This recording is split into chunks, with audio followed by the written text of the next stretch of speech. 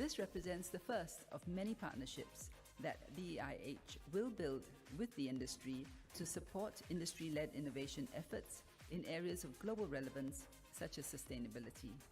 I would like to thank CAPITALAND for taking the lead to invest in these efforts to push our research and innovation boundaries. Innovation is a key driver in our decarbonization journey. As a global real estate leader in sustainability, we are providing innovators from around the globe with the opportunity to test bed their technologies at our diverse portfolio of properties worldwide through platforms such as the CXXC and our $50 million CAPITALAND Innovation Fund. For the first time, we are partnering our tenants to test bed innovations from the CXXC at their premises. This is part of our ongoing efforts to help improve the sustainability performance of our tenants and reduce our Scope 3 emissions. Special thanks to the CLI Susty Group and to all those that helped to sort the over 600 applications. They whittled them down. Those that helped to mentor and guide the finalists here. Congratulations to all of you. It was really difficult to choose between all 10 of you, but we struggled and we prevailed. But now we're going to give out the Special Recognition Awards. VACT for their technology AI-powered video analytics. We will speed up the deployment to do the pilot with the CAPITALAND on different use cases. The Healthway family of brands for their disinfecting filtration system. Thank you all very much to the whole team that put this on, to the judges and their thoughtful deliberation, and of course CAPITALAND for the continued drive to create this wonderful opportunity for everybody. Rallos Enterprise Corporation for the CSR. We learn a lot from this, and we hope that from here that we give a chance to the pilot, and then the benefit is not only for all of us, but for the environment and for the better building species. Megorium for the technology Megorium. I would love to thank CAPITALAND for this opportunity to pilot what we really hope can close that circular waste loop story, BCA, and definitely for the people who really supported us even before we paved our first road in Singapore.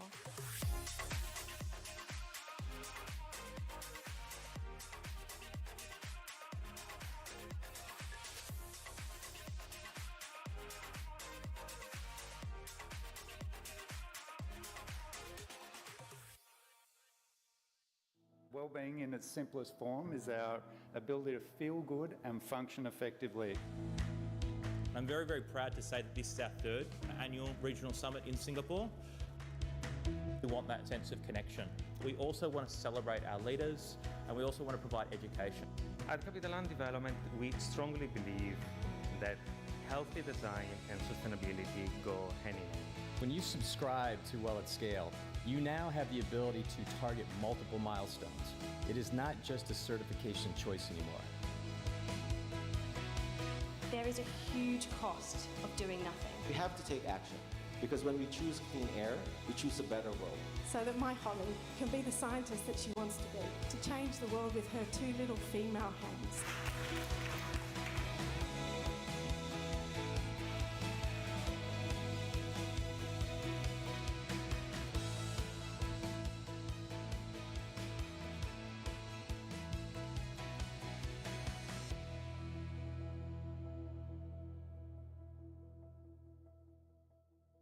At Askit, sustainability isn't just a goal, it's our way of life.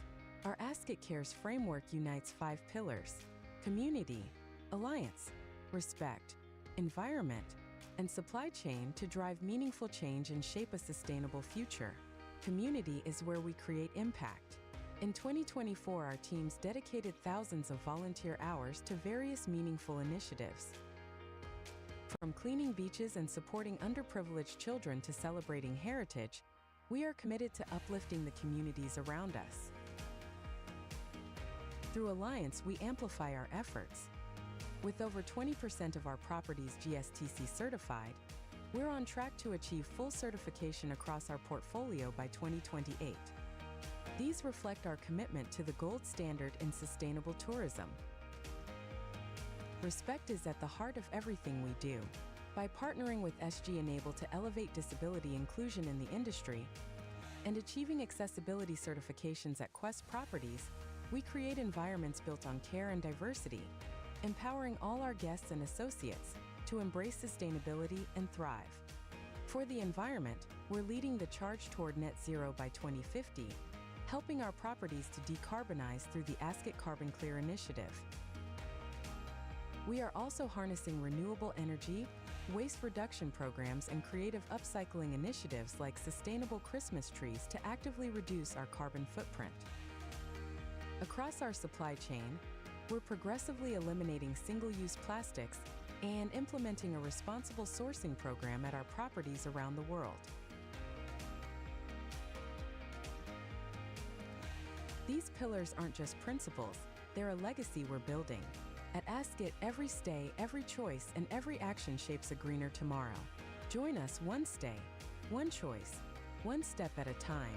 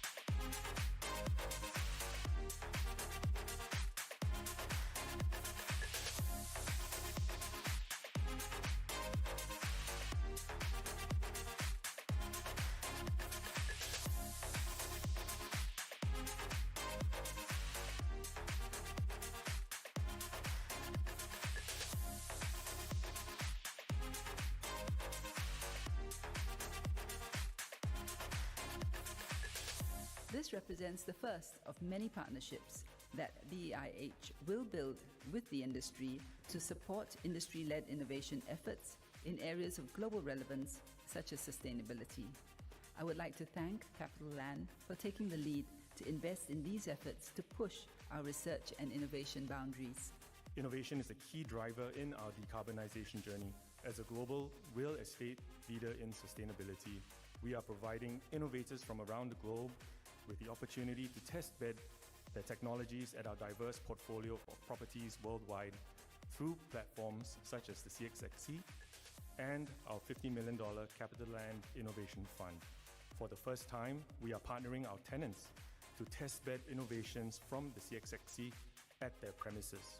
This is part of our ongoing efforts to help improve the sustainability performance of our tenants and reduce our Scope 3 emissions.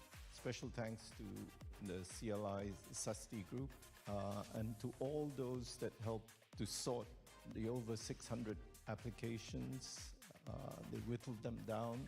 Those that helped to mentor and guide the finalists here. Congratulations to all of you. It was really difficult to choose between all 10 of you, but we struggled and we prevailed. But now we're going to give out the special recognition awards. VACT for their technology AI-powered video analytics. We will speed up the deployment to do the pilot with the CAPITALAND on different use cases. The Healthway family of brands for their disinfecting filtration system. Thank you all very much to the whole team that put this on, to the judges and their thoughtful deliberation, and of course CAPITALAND for the continued drive to create this wonderful opportunity for everybody. Ralos Enterprise Corporation for the CSR. We learn a lot from this, and we hope that from here that we give a chance to the pilot, and then the benefit is not only for all of us, but for the environment and for the better buildings futures. Megorium for the technology Megorium. I would love to thank CAPITALAND for this opportunity to pilot what we really hope can close that circular waste loop story, BCA, and definitely for the people who really supported us even before we paved our first road in Singapore.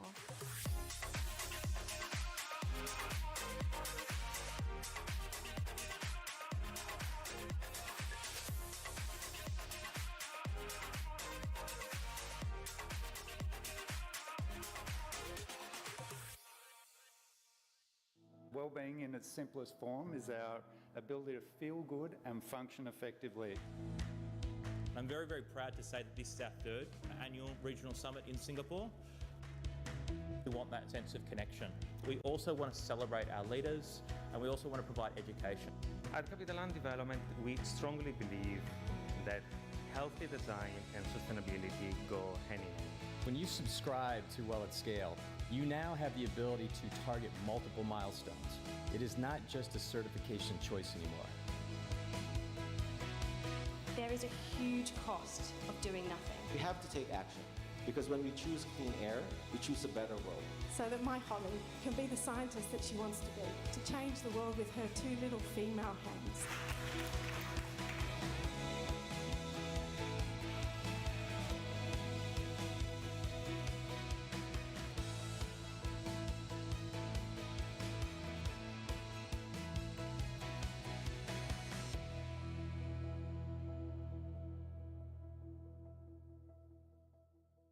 At Askit, sustainability isn't just a goal, it's our way of life.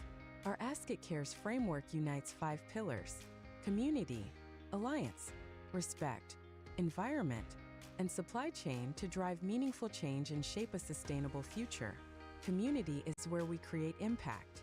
In 2024, our teams dedicated thousands of volunteer hours to various meaningful initiatives. From cleaning beaches and supporting underprivileged children to celebrating heritage, we are committed to uplifting the communities around us. Through Alliance, we amplify our efforts. With over 20% of our properties GSTC certified, we're on track to achieve full certification across our portfolio by 2028. These reflect our commitment to the gold standard in sustainable tourism. Respect is at the heart of everything we do. By partnering with SG Enable to elevate disability inclusion in the industry and achieving accessibility certifications at Quest Properties, we create environments built on care and diversity, empowering all our guests and associates to embrace sustainability and thrive. For the environment, we're leading the charge toward net zero by 2050, helping our properties to decarbonize through the Askit Carbon Clear initiative. We are also harnessing renewable energy, waste reduction programs, and creative upcycling initiatives like sustainable Christmas trees to actively reduce our carbon footprint. Across our supply chain, we're progressively eliminating single-use plastics and implementing a responsible sourcing program at our properties around the world. These pillars aren't just principles, they're a legacy we're building. At Askit, every stay, every choice, and every action shapes a greener tomorrow. Join us one stay, one choice, one step at a time.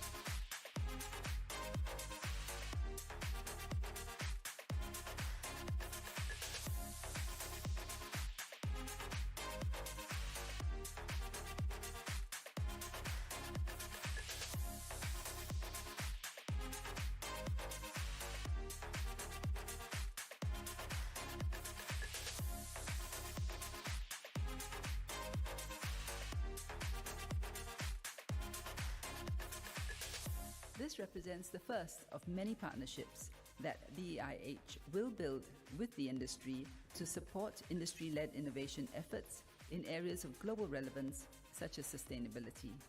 I would like to thank CAPITALAND for taking the lead to invest in these efforts to push our research and innovation boundaries.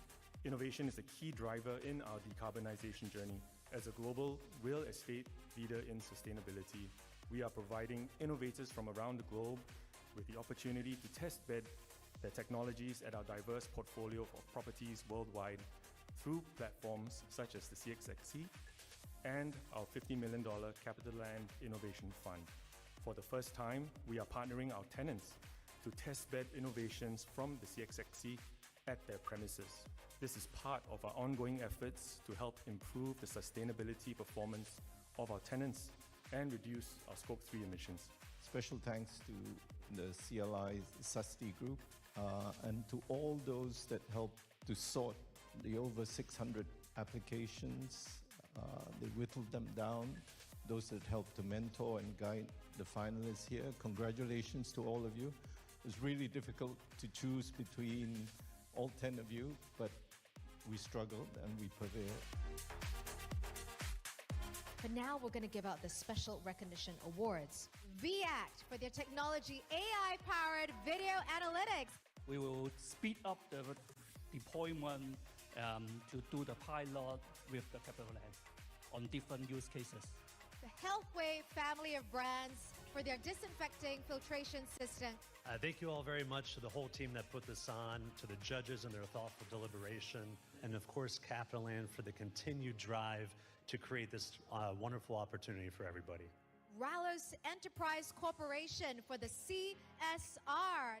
We learn a lot from this, and we hope that from here that we give a chance to the pilot, and then the benefit is not only for all of us, but for the environment and for the better buildings futures.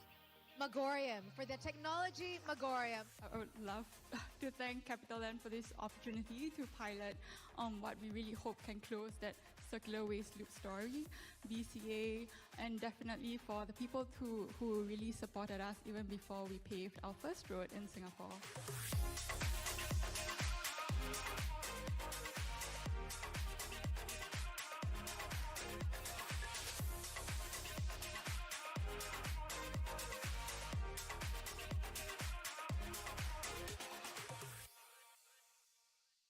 Wellbeing in its simplest form is our ability to feel good and function effectively. I'm very, very proud to say that this is our third annual regional summit in Singapore. We want that sense of connection. We also want to celebrate our leaders, and we also want to provide education. At CAPITALAND Development, we strongly believe that healthy design and sustainability go hand in hand. When you subscribe to Well at Scale, you now have the ability to target multiple milestones. It is not just a certification choice anymore. There is a huge cost of doing nothing. We have to take action, because when we choose clean air, we choose a better world. So that my Holly can be the scientist that she wants to be, to change the world with her two little female hands.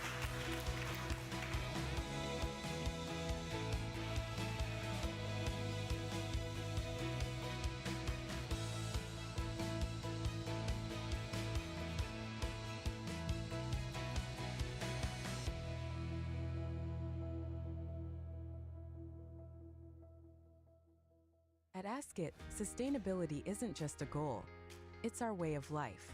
Our Askit Cares framework unites 5 pillars: community, alliance, respect, environment, and supply chain to drive meaningful change and shape a sustainable future. Community is where we create impact. In 2024, our teams dedicated thousands of volunteer hours to various meaningful initiatives. From cleaning beaches and supporting underprivileged children to celebrating heritage, we are committed to uplifting the communities around us. Through Alliance, we amplify our efforts. With over 20% of our properties GSTC certified, we're on track to achieve full certification across our portfolio by 2028. These reflect our commitment to the gold standard in sustainable tourism. Respect is at the heart of everything we do. By partnering with SG Enable to elevate disability inclusion in the industry and achieving accessibility certifications at Quest Properties, we create environments built on care and diversity, empowering all our guests and associates to embrace sustainability and thrive. For the environment, we're leading the charge toward net zero by 2050, helping our properties to decarbonize through the Askit Carbon Clear initiative. We are also harnessing renewable energy, waste reduction programs, and creative upcycling initiatives like sustainable Christmas trees to actively reduce our carbon footprint. Across our supply chain, we're progressively eliminating single-use plastics and implementing a responsible sourcing program at our properties around the world. These pillars aren't just principles, they're a legacy we're building. At Ask It, every stay, every choice, and every action shapes a greener tomorrow. Join us one stay, one choice, one step at a time.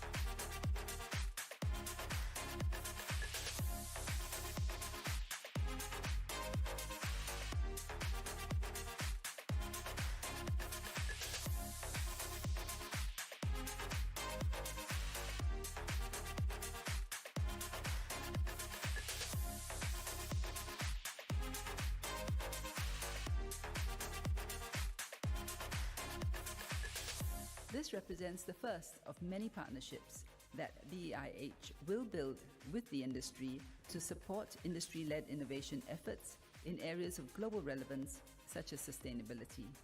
I would like to thank CAPITALAND for taking the lead to invest in these efforts to push our research and innovation boundaries. Innovation is a key driver in our decarbonization journey. As a global real estate leader in sustainability, we are providing innovators from around the globe with the opportunity to test-bed their technologies at our diverse portfolio of properties worldwide through platforms such as the CXXC and our $50 million CAPITALAND Innovation Fund. For the first time, we are partnering our tenants to test-bed innovations from the CXXC at their premises. This is part of our ongoing efforts to help improve the sustainability performance of our tenants and reduce our Scope 3 emissions. Special thanks to the CLI Susty Group and to all those that helped to sort the over 600 applications. They whittled them down. Those that helped to mentor and guide the finalists here. Congratulations to all of you. It was really difficult to choose between all 10 of you, but we struggled and we prevailed. But now we're going to give out the special recognition awards. VACT for their technology AI-powered video analytics.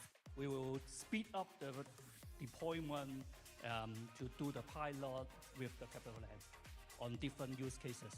The Healthway family of brands for their disinfecting filtration system. Thank you all very much to the whole team that put this on, to the judges and their thoughtful deliberation, and of course CAPITALAND for the continued drive to create this wonderful opportunity for everybody. Ralos Enterprise Corporation for the CSR.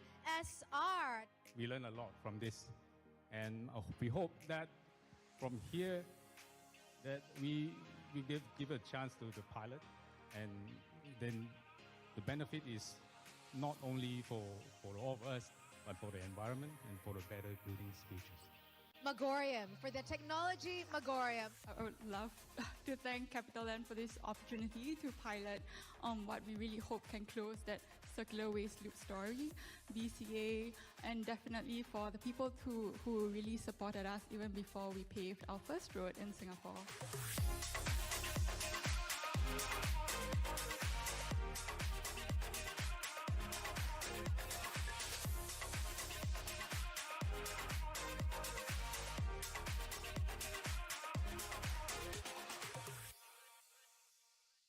Wellbeing in its simplest form is our ability to feel good and function effectively.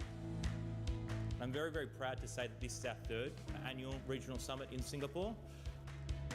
We want that sense of connection. We also want to celebrate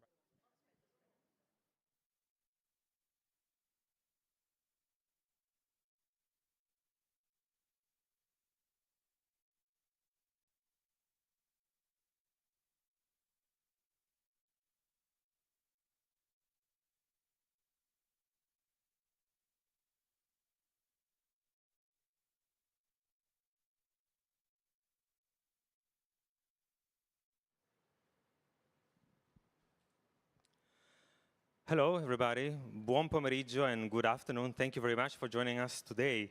So this event is a very important discussion around healthy design and the fact that there is a global conversation around what healthy design means, not only for individual buildings, but also for urban development and cities.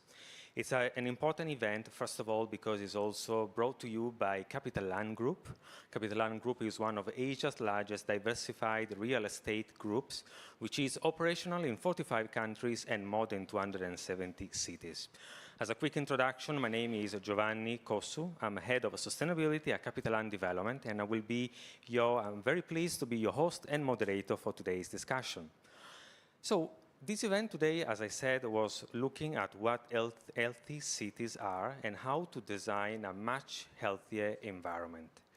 The reason why we have looked at this topic is because it's very much aligned to the Expo 2025 Osaka theme, which is focused on designing future societies for our lives, but also align and drawing inspiration from the two pavilions that are hosting us today, Italy and Singapore. And for this reason, we also would like to inform that the 60th anniversary of diplomatic relation between Italy and Singapore is this year, in 2025. In 1965, Italy was one of the first 13 countries to recognize Singapore's independence, starting a very long-lasting relation that has brought us until the event that we are celebrating today, going through partnerships and collaboration.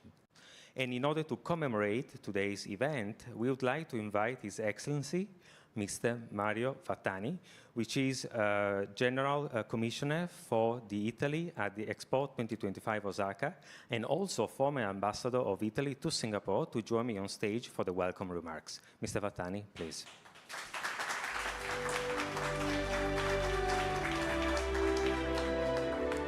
Hello, thank you very much, Dr. Cossu, and welcome to the Italy Pavilion at Expo 2025 Osaka. And thank you very much for helping us participate in this theme week, which is dedicated to health and well-being. We are having events every day, more or less various events that are dedicated to the many aspects of something that has such a wide range of meaning. I'm also very happy that we're hosting this event together with our Singaporean friends. It's not difficult for me to say that I'm very partial to Singapore. I was ambassador to Singapore until just before having this appointment. And talking of ideal cities, I would say that Singapore is definitely one example that we have in the world, also thanks to, of course, the great founding father of Singapore, of course, Prime Minister Lee Kuan Yew, who called Singapore a city in a garden. And this is very close as an idea, if you think about it, to what we are discussing today. Our pavilion, before being named after the idea that art regenerates life, in fact was called, and still is called sometimes, the ideal city, la città ideale. The design of our pavilion, the impact and the way you recognize our pavilion is dedicated to a very famous painting, which is in Urbino, a very beautiful city in Italy, that was presented here just a few days ago. And in that museum, there is a painting which is called La Città Ideale. And that painting, which appears also in our video, in our introductory video of our visitor experience, gave the name to our pavilion and inspired the project of a pavilion which is the largest national pavilion in Expo to be entirely constructed in wood. Meaning that the whole structure of the pavilion, in fact, is a wooden structure, and it is certified by the PEFC, which is the Program for Endorsement of Forest Certification.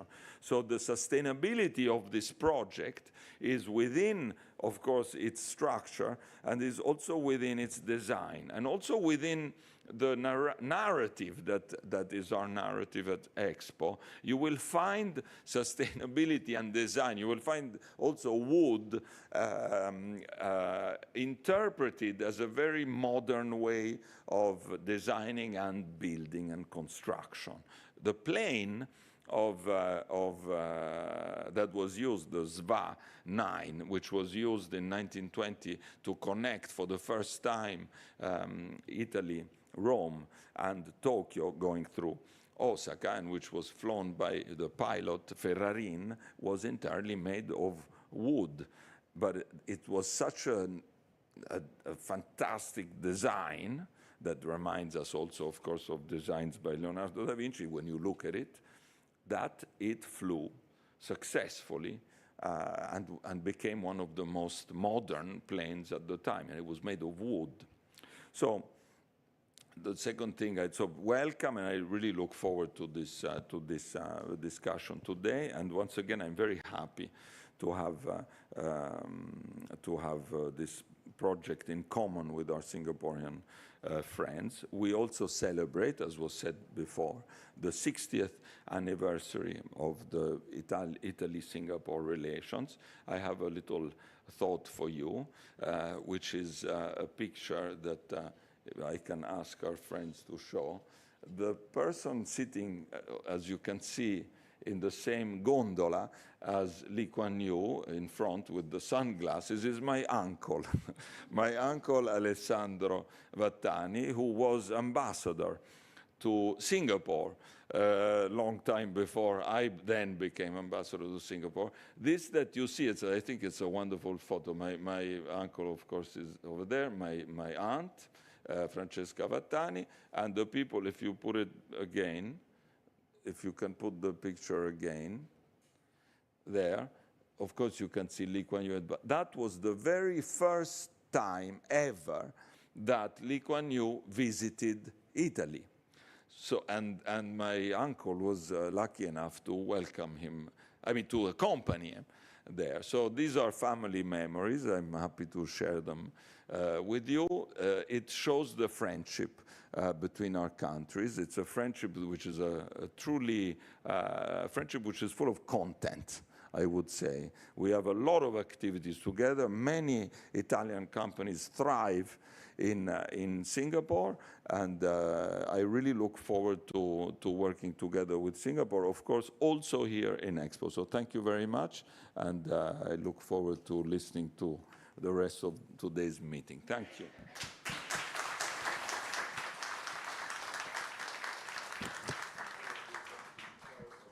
Thank you very much, Mr. Vattani, for the insightful remarks. We definitely are aligned to the vision that Singapore and Italy have a long-lasting relationship, and we are also trying to deepen this relationship with events like the one that we are celebrating today.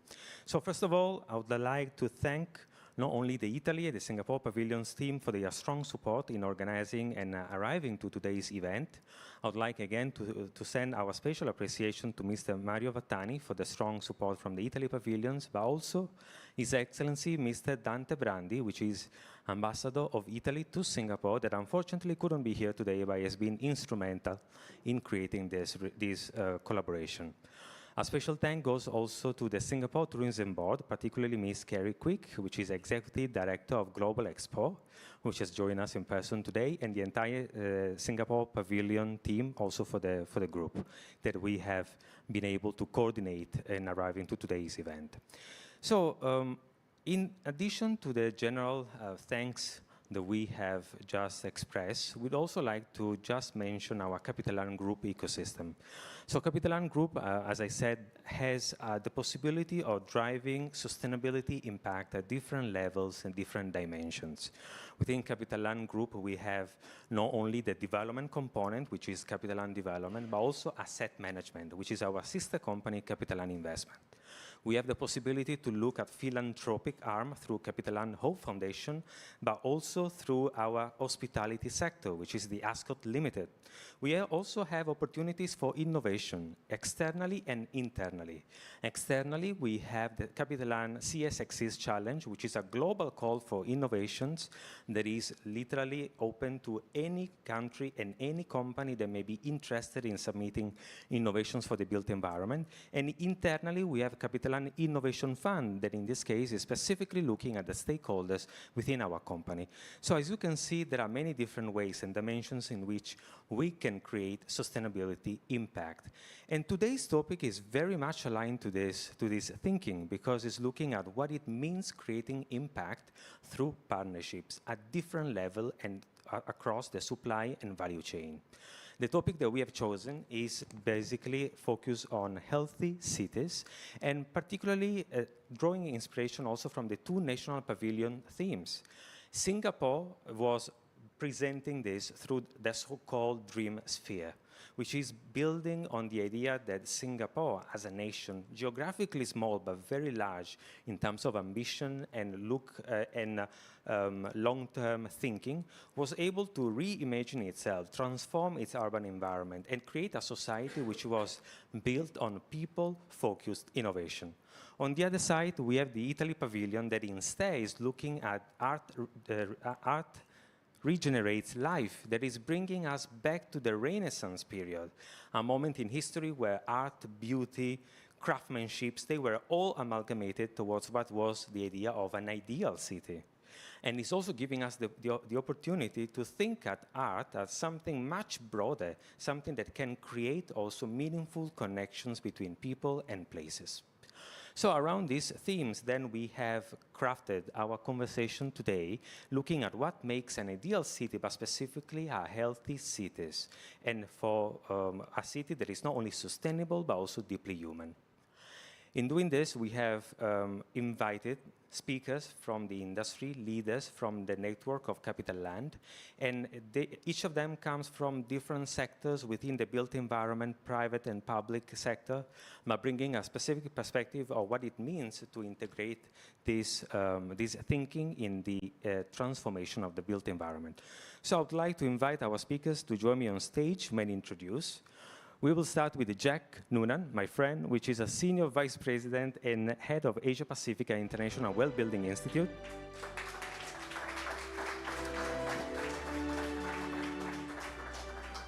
We also have Shiori Kujimiya, which is General Manager at Mitsubishi Estate Asia, MEA.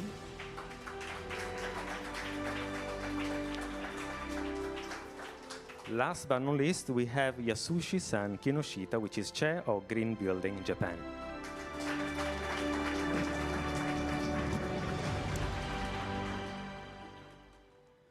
Okay, so first of all, thank you very much for joining us today and for this discussion. As I mentioned, there is a global focus around healthy cities and the way in which this conversation is changing, not only in Asia, but globally. And I would like to start from Shiori, because Shiori comes from a developer, Mitsubishi, a very large developer, similar to thinking and align to CAPITALAND. And I would like to question the principles within Mitsubishi that have been able to extend sustainability across all your projects. And at the same time, if you can also give us some examples from your portfolio of projects in Japan or other countries that you feel are a manifestation of that thinking. Okay, thank you very much. And thank you very much for inviting me today. And I think one of the important priorities when it comes to urban development for Mitsubishi Estate is well-being. So that's why we place well-being as one of the core of our design and planning. So let me show you one example here. So these pictures are our recent project in Osaka, which is called Grand Green Osaka. And this is a large-scale mixed-use development located next to Osaka Station, one of the largest, busiest rail hub in Japan. And the total site area is about 9 hectares, very huge project. And this includes like offices, retails, or residentials and luxury hotels. But what makes this project very unique or like iconic or special, different from other projects, is the huge 4.5 hectares of urban park located in the middle of this project. So as you can see in the picture, there's a huge park in the middle of this project, right? And this was actually not an afterthought. This was actually the starting point of our master plan. And this project was guided by the vision called Osaka Green Life, Osaka Midori Life, where innovations and green coexist together and reinforce together. So what's been surprising and moving for us is how people are actually using this place. And again, as you can see in the pictures, this place has become one of the destinations for locals and tourists, even before the project was fully completed. And we also hear lots of people saying something like, it would be very hot in summer. Of course, Japan summer is very hot, but under the shaded area, it was surprisingly cool and comfortable.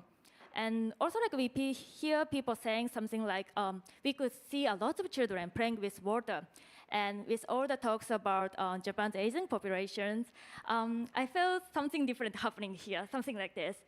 So what I want to emphasize from like these conversations or these talks from the users, so urban natures, when it's done right, I think it doesn't just decorate a city, like green city, but also like changes how people feel or how people behave or like how people react or connect each other.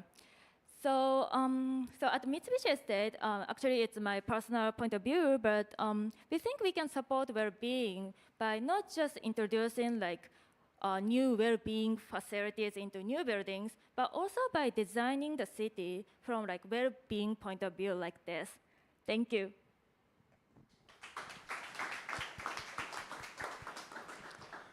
Thank you, Shiori. I think, again, the beauty of developers is that developers start with a thinking about future of living, how the future of living can materialize, what people may need over the next 5 to 10 years. So we envision a future, we are able then to transform the built environment with prototypes like this one. So for this reason, I want to go then to Jack from International Well Building Institute, because she already talked about the consumer, so specifically the users of that space. Now, if we then look around at different frameworks globally available that are specifically looking at health and well-being. Obviously, WELL is one of the first in the list. I would like to understand what is the direction that WELL is taking in terms of long-term thinking on new initiatives that you are seeing not only in Asia but also globally, and how is the framework going to be adapted towards those new needs and requirements? Firstly, thank you so much, Giovanni, for inviting me along today. It's a great honor to be with you all. So for those of you who aren't aware, the International Well Building Institute is the global authority on transforming buildings, organizations and communities to be organizations that focus on health and well-being, to incorporate health and well-being within the design, the operations, the construction, and the way that we do business. It's incredibly important, and I think that in the wake of the global pandemic, people are appreciating how our cities impact our health and well-being more than ever before. The Well Building Standard is a framework. It is a library of evidence-based, science-backed interventions that support the health and well-being of individuals and communities. But health is evolving, and our understanding of health, our understanding of physical health, our understanding of mental health, our understanding of social health is evolving as well. And we at the International Well Building Institute are really at the forefront of some of that thinking. And we're at the forefront in evolving our standards to really encourage interventions that support health and well-being for all people. So two very good examples of this is focused around emergency preparedness and preparation. With a changing climate, we know that natural disasters are becoming more frequent. how can organisations better prepare from a health and wellbeing perspective so that they're better protected from these natural disasters. Another emerging health issue that we're seeing that we have recently incorporated within the Well Building Standard as well is an increasing focus on responsible labour practices. So we know that modern slavery exists within supply chains, as an example. How are organisations combating these aspects of responsible labour practices? So there are a number of different issues that are evolving within the health and wellbeing space that we at the International Wellbuilding Institute are really trying to stay at the forefront of. It's been very, very encouraging that many state, local, federal governments internationally are really looking at the Wellbuilding Standard as a guide. I know that I'm in the Italian pavilion today. It was very interesting that we had our Well Summit in Rome just a few weeks ago. As part of that, there was a case study from the Space Agency based in Rome that was pursuing WELL certification. So it's very interesting that these government organisations are embedding some of this within their thinking, which is great. I also want to just reflect on the fact that we are now moving beyond health and wellbeing from just being a metric that we just put out there as an umbrella term. What we're actually seeing is organisations actually try to measure and track specific outcomes as it relates to health and wellbeing. And a lot of the research that we're seeing, particularly coming out of Asia Pacific, and I really want to give a huge shout out to Singapore, to my home country in Australia, and also to Hong Kong, because a lot of this research is coming from these countries. They're finding that a lot of these interventions that focus on health and wellbeing, they're resulting in better health and wellbeing outcomes. They're also resulting in better engagement outcomes, better productivity outcomes. People feel more productive. They feel more engaged. They have a greater sense of belonging. They also feel healthier as well. People are complaining less about musculoskeletal disorders or mental health disorders or sick building syndrome issues. So what we're finding is that these interventions are having a profound impact on our society, and if we can design and we can operate with these interventions in mind, I think we're going to have very significant social benefits as well. Thank you, Jack. I think the Well Building Institute has done an interesting job in accelerating the adoption of healthy design. And it was also able to take a scientific knowledge and transform into a tool that was available to develop as many other organizations. Now, talking about this, then the question for Yasushi-san from the Green Building Japan was, in this case, then, how does policy enter the conversation? For example, we have taken the perspective of a consumer and a buyer. We then look at externally what is available in the market in terms of tools and frameworks. But sometimes you need also a policy change that allows you to implement and accelerate that level of adoption. So I would like to see how do you think industry-led organizations like Green Building Japan can help that policy shift and that transformation in the industry? Thank you, Giovanni. And first of all, thank you very much for your invitation to be on the panel. It's a great honor for me. And also, Green Building Japan is not like a governmental organization. It's a non-profit organization supported by about 90 corporate members, also about 100 individuals. So in that regard, what we can do is making like a social impact through our volunteer activities.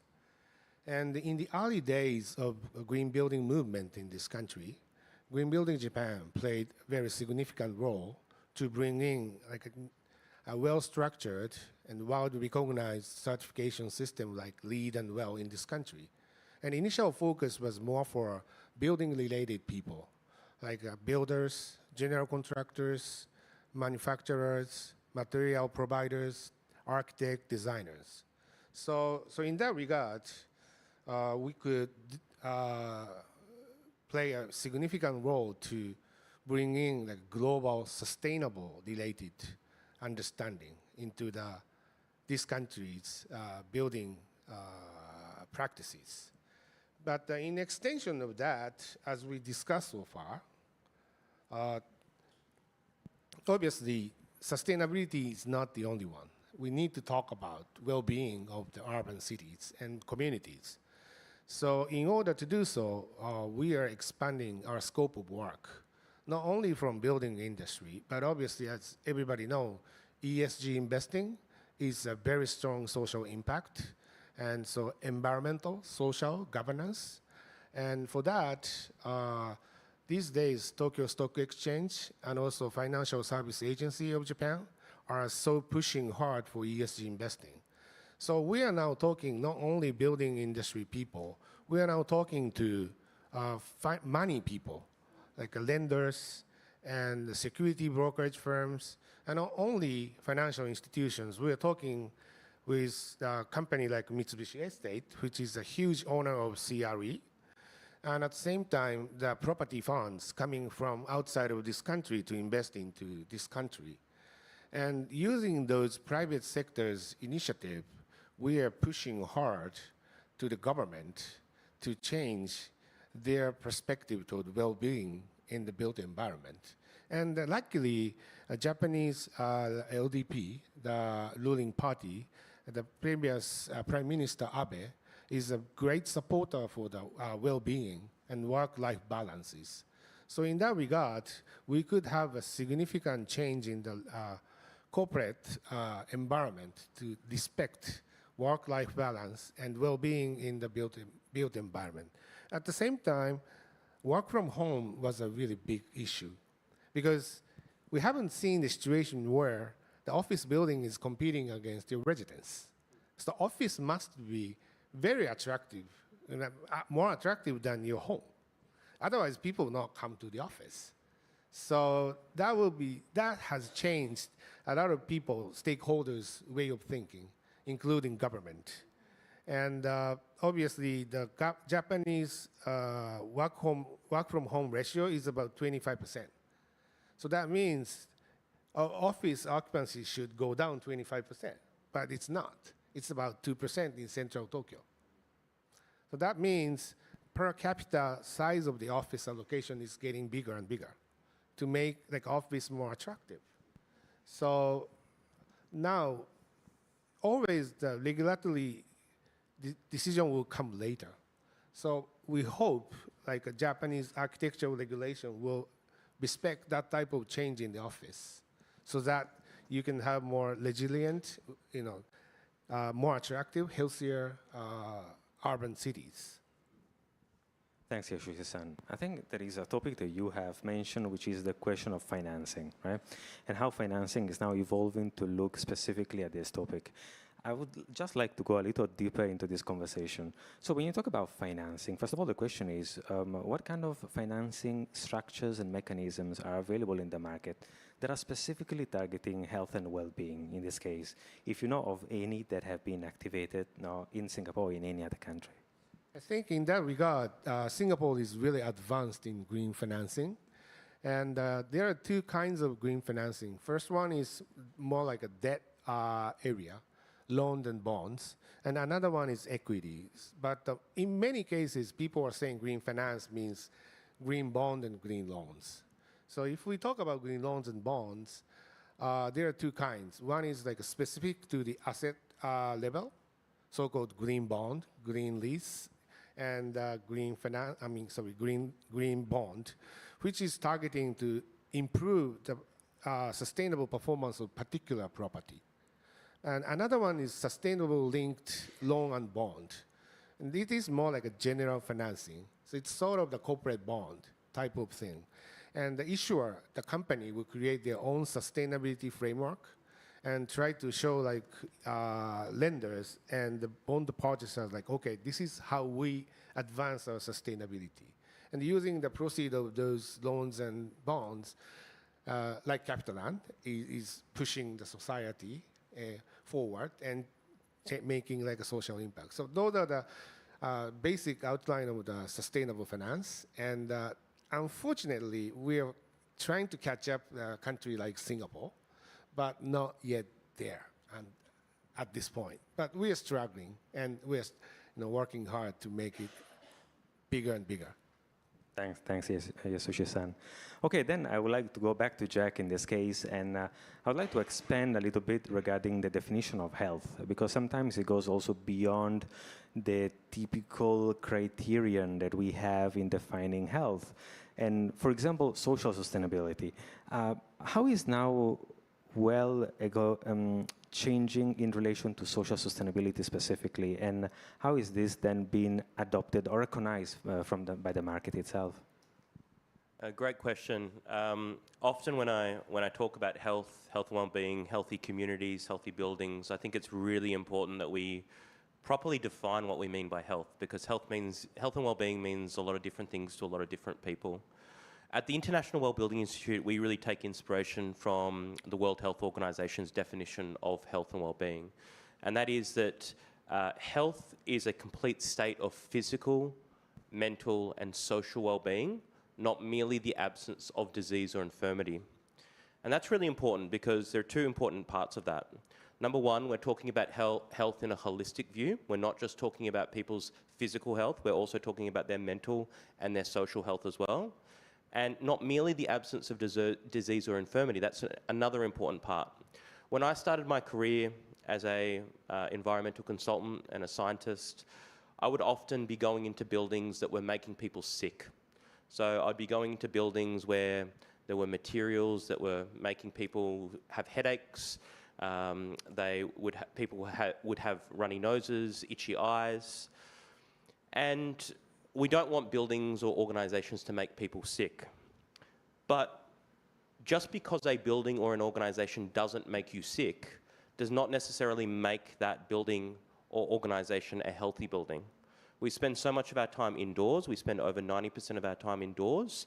Our buildings and our organizations actually have a responsibility to make us healthier, to improve the health and well-being of occupants. And just like we've seen this shift in the green building movement from an idea that is focused really on efficiency and energy efficiency to this idea of regenerative design, where our buildings are giving back to the environment, what we're actually seeing with the healthy buildings movement is we're seeing something very similar. It's no longer good enough that our buildings aren't making us sick. Our buildings have a responsibility to make us healthier.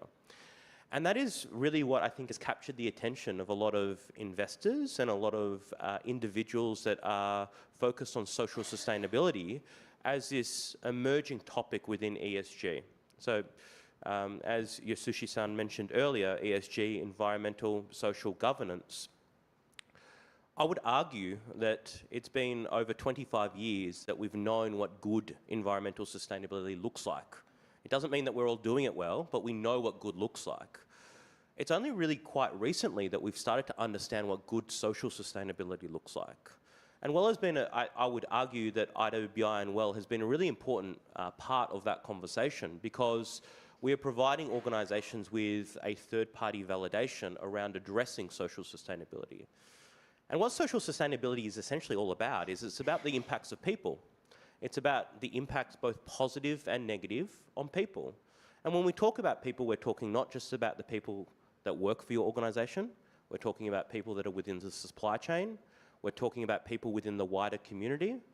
And we're also talking about your customers as well, and the customer demand for a lot of these things as well. So I think that that's been very fundamental, that kind of shift in what we think about health, and the shift in terms of the focus around social sustainability. That has been very, very fundamental to essentially having this as a topic that's on the agenda at all, to be perfectly honest. Thanks, Jack. And I think the idea of how good looks like, different companies may have a different vision or different interpretations.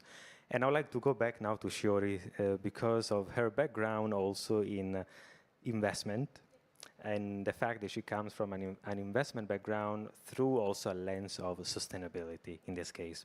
So I would like to ask you, Shiori, Jack referred to the definition of health, to the way in which this is changing, how good looks like. In relation to Mitsubishi, how do you use these principles and make commercial and financial value that are basically, for a company that is maximizing profit, obviously a priority? So how do you find the balance in doing so? Actually, it's very difficult to balance these two, and I think a lot of private companies are struggling in this area. And but at the same time, I believe these like health or like well-being, it actually has commercial value and also as well as some social values as well. One way to think about this is from a commercial point of view, we think people are attracted to spaces that are like aesthetic or human or connected to nature. And usually where people gather, value follows, right? And from social point of view, I think these things also build communities and again well-being as well.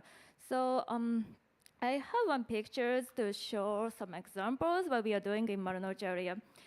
So in Marunouchi is the CBD, the Central Business District in Tokyo next to Tokyo Station. But we've spent years embedding like cultures and social layers into formerly rigid business district in Marunouchi.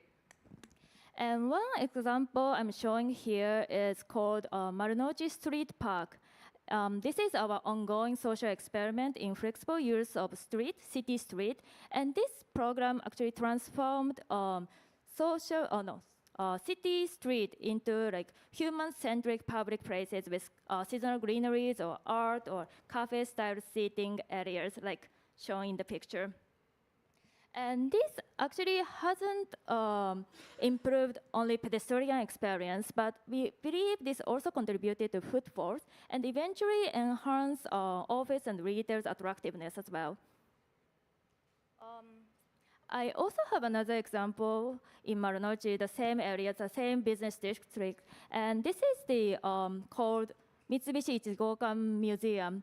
And this is a museum which was rebuilt to preserve its architecture and historical legacy of its original design in 1894. And this kind of like richness, this kind of like historical richness actually doesn't only attract people, but also changes the identity, reinforces the identity of the area, just more than like business district. You know what I mean? So what I want to emphasize again here is well-being or health or this like culture and richness. All those things doesn't just attract people, but also like increase the value of the city, the value of the area. So again, this is not like short-term value increase. Actually, it takes long time to increase the value. But again, we think we can also see the commercial value. Actually, our office is like walking distance from Marunouchi Nakadori. I really love your events.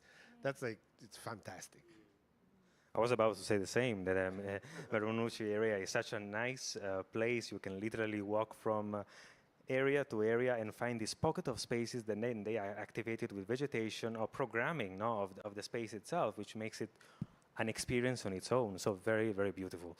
And I would like then, in this case, Yasushi, just to see your perspective on how this is related to Japanese culture.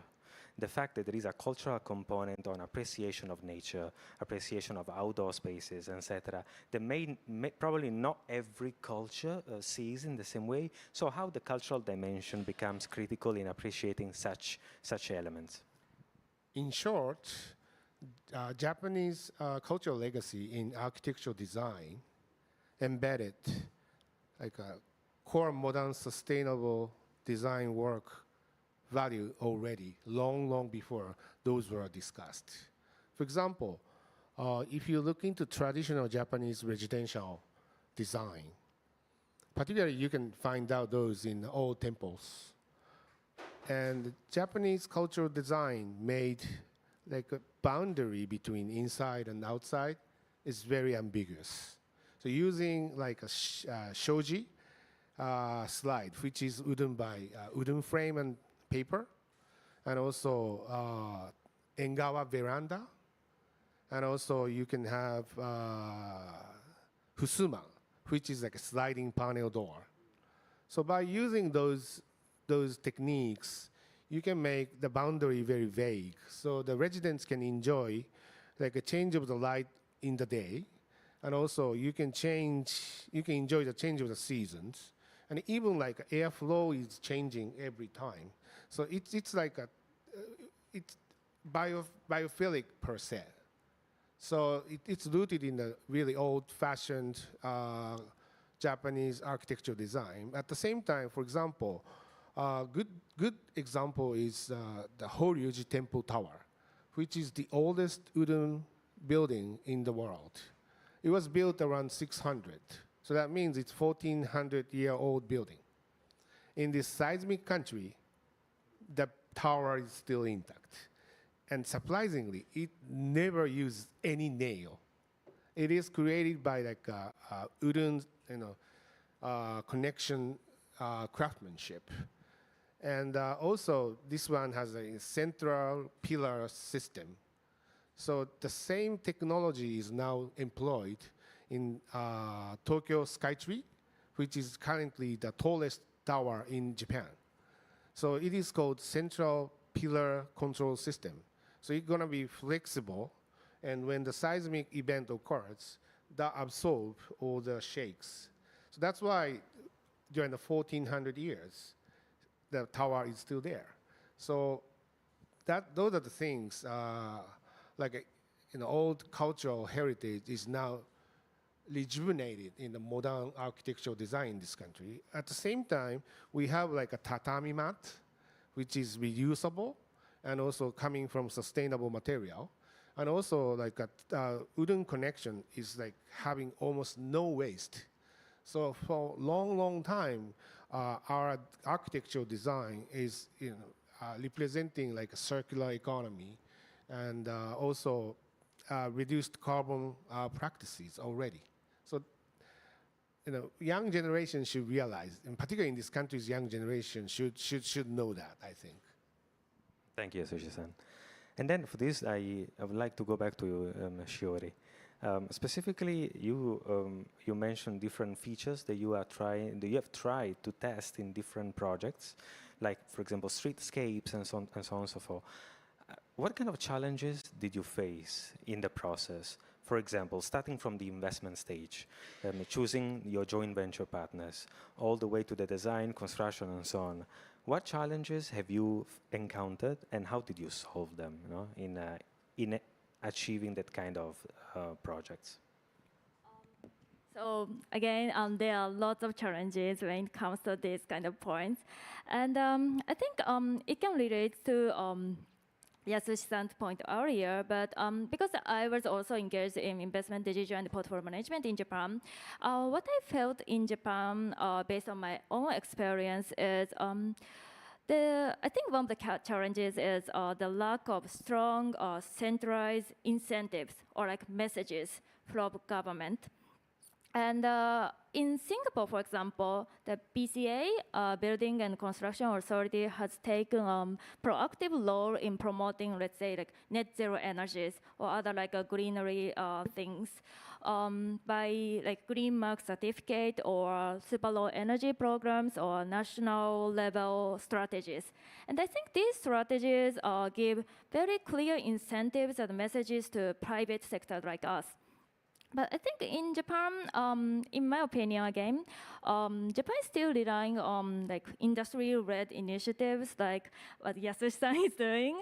So I think that's one of the challenging. So that's why, because of this lack of strong centralized incentives, if we want to partner with like the different stakeholders, people's goals are kind of like different. Some people want to focus on like commercial, like monetary, money makings, and some people want to focus on like long-term sustainability goals, or some people want to focus on like well-being and all other things. So I think that one is the key challenges I've been faced so far. If I may add some, well, Japan is an interesting country, and unless you're penalized, you're not going to do anything. So that's sort of, typically because you get like some incentive. In other countries, many people like, okay, that sounds great, let's do it. But here in Japan, if you're penalized by not doing something, then people start doing suddenly. So that's like exactly resonate what Shiori-san said. Just thought I'd add something to that. What we often talk about is carrots and sticks within industry, and I think that it's interesting to see different markets across Asia Pacific be attracted to both the carrots and the sticks. I think there's definitely a role for regulation around a lot of these types of interventions, and that would basically provide the sticks. But it's also important that we continue to provide incentives and share some of those incentives as well. I think sustainable finance, a lot of the kind of sustainable finance and the conversation around sustainable finance more recently has really created a very strong carrot for the industry to really want to engage in that. If you want to, you know, in a market where attraction of capital has been challenging globally, if you want to attract capital, you need to essentially be focusing on those carrots within industry, and that's where I think a lot of markets are going within the Asia Pacific market, certainly. Thank you very much, all. So it seems that we have around 10 minutes now for the event, so I will just open for some Q&A. We have received some Q&As, some of the questions online. I was going through them. Some of them may be probably the topic of a PhD thesis, so we may skip those and just focus on the simpler ones. There is one that probably goes well for the IWBI concept, because they call it the well-being paradox. And they said many urban residents in green certified buildings still report rising loneliness, stress, and disconnection. So the question is, are we over-relying on checklists and branding instead of addressing the root cultural and behavioral dimensions of health? Yeah, it's a fantastic question. One of the things that we prioritize at the International Wellbuilding Institute through the WELL standard is really moving away from this kind of checklist approach and really be focused on integrative design practices, where we're actually bringing different stakeholders together to talk about various health and wellbeing challenges, including social isolation. One of the things that I mentioned at the start of my remarks was that when we think about health and wellbeing, we're not just thinking about it from a physical health and wellbeing perspective. We're thinking about it in terms of social wellbeing. I mentioned this a couple of days ago at an event that I was talking at, but one of the really interesting things on a project that I recently worked on was that their main objective, it was a commercial office project, and their main objective was trying to incentivize people to find their best friend at work, which I've never actually experienced a project like that before. You design for good environmental sustainability, you design for inclusive practices, you design for diverse workforces, you design for, you know, physical health and well-being outcomes. It's very rare that you would come across a project that specifically says, I'm designing this space to encourage people to find their best friend at work. But when I interrogated that a little bit more, it was because of the fact that social health and well-being was the #1 driver of this particular organisation. And I think that's really nice. That's very encouraging that organisations are thinking about this. So I do agree with parts of the premise of the question. I do think that, you know, for so long we've been focused on tick-the-box exercises and not really speaking to people about what they think. But another really important aspect of WELL certification is that there is a requirement to ask occupants what they think of their communities and what they think of their buildings. Now, that might not sound particularly innovative, but I can tell you right now that there are many buildings and many organisations and many communities across the world that simply don't even ask their people what they think of the spaces that they inhabit. Now, we put that up as on a pedestal as being best in class. I would argue that needs to be standard practice. So the good thing is that we have a number of organisations that are now thinking this way, and they're actually asking the occupants in their communities what they think, and it's only then that we can start to uncover some of the challenges of loneliness and social isolation. Thank you very much, Jack. We have one last question from the online audience, which is probably a few seconds each to capture just simple thinking. If you could change just one condition, a policy, a market incentive, a certification requirement to accelerate the mainstream adoption of health-centered development across Asia-Pacific cities, which one would you prioritize? 5 seconds each. Mine's very simple, and it's something that I often say, and that is we need to start measuring things that matter. It's an old saying, but it's an important saying. You can't manage what you don't measure. And I would argue that there are many buildings, many communities, many organisations that are simply not measuring many metrics that are very important. indoor air quality being one of them, people's physical activity, people's state of their mental well-being. We're not measuring the things that really matter. We can't keep calling buildings and organisations high-performing based on energy efficiency alone. We really need to evolve our thinking to be more focused around social issues. Thank you. Shiori. Okay, so I think a bit different from your perspective because we are also a private company. So actually, again, my personal opinion, but I want this kind of like well-beings or health issues, like environmental things, to be reflected on like valuations of the city, valuation of the building. Once we've done this, I think it's kind of like a very, very clear incentives. So yeah, that's it. I'm pretty disadvantaged because 2 people already said what I wanted to say. But, well, if I may say, if you particularly talking about this country, I think it's like a regulatory change is like must be a driver. But if you're looking outside of this country in Asia Pacific entirely, I agree with Shiori's opinion because how to enhance the value of the real estate and the real estate portfolio is a strong driver to make like real estate more sustainable and much healthier. Thank you very much, all of you, for this insightful discussion. It was a pleasure to have you here on stage. And I would like, first of all, to thank you not only for the sharing, but for the passion and the leadership in your respective roles. I believe that's what makes a conversation like this very meaningful, and I truly believe that. So I would also like to conclude saying that as in our organization, as One CAPITALAND, we believe that sustainability goes beyond just reducing impact. It's about creating long-term value.